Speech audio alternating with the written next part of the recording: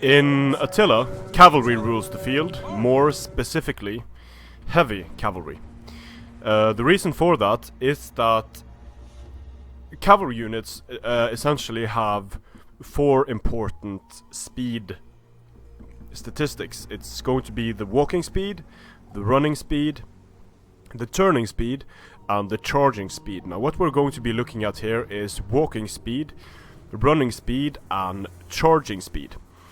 The walking speed of these two units, this is a very light mounted raider and a heavy melee cavalry. So the walking speed of the Nordic mounted raiders and the walking speed of the Nordic horse lords is not significantly different. There is definitely a difference there, but it's not very significant. You will see a significant difference when these units start running, which they should start doing momentarily. And once they start running and accelerating, you can see the Nordic mounted raiders are just speeding away from the Nordic horse lords. Now, that is all fine. That's all well and good. However, what happens when these units charge is that the heavy melee cavalry and the very light melee cavalry charges in at the same speed.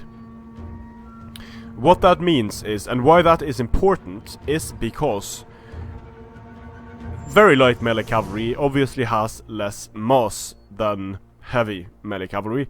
The way impact damage is calculated, and impact damage is... I don't know if you saw the video I made in Rome 2 about this, but essentially someone made a mod that removed weapons from cavalry. So we were able to isolate impact damage alone on infantry, and cycle charging with pure impact damage is enough to destroy an infantry unit. Now I assume that's the same way in Attila, that the mass of a cavalry unit is multiplied by its charge speed when calculating impact damage. Now the issue then is with the heavier units, that yes, they run slower, they move slower, however, they get no penalty to speed when charging. Light units cannot compete with the mass that the impact damage that heavy units get, because they get the exact same charge speed. And this is a problem for several reasons. One of them being that there are no drawbacks in combat to being a heavy unit. There are no drawbacks in terms of charging. It's not easier for a light unit to get away from the charging heavy unit and so on, and it just simply does more impact damage, and a lot more than it should, because it charges at the same speed.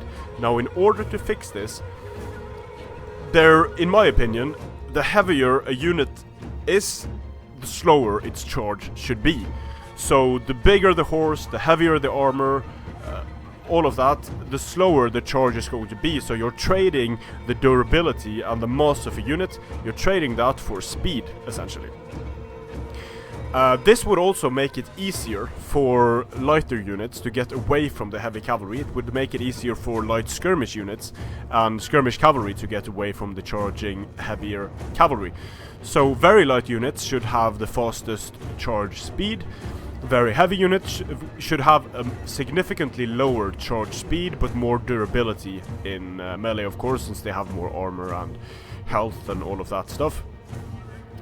And another thing that this mechanic messes up is that since very heavy units have the same charge speed as very light units, it essentially means that if you get a very heavy unit close enough to a very light cavalry unit, the very light cavalry unit isn't going to be able to run away easily from the very heavy cavalry unit, because the heavy cavalry unit hits charge speed, and if it makes contact and the unit stops, then it's all over.